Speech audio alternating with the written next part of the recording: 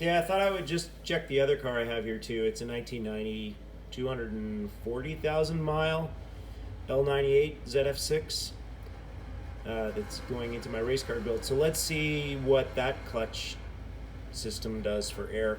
I can say this one is not as smooth as my ZR1, not even close, but I attribute that to this probably has issues.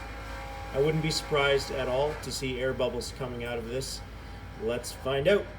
I think it needs probably a new clutch master and probably a new clutch slave. So I actually have both of those on the shelf. They'll be going in. Let's find out if this one has bubbles.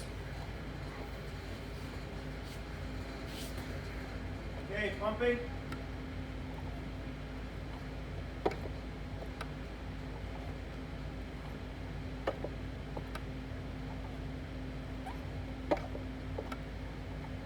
There's 3,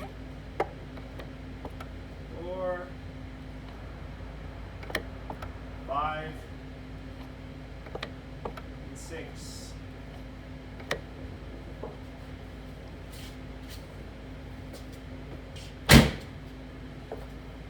I mean, the car shifts fine. It's just it's just not smooth at all. But of course, nothing about this car is beautiful.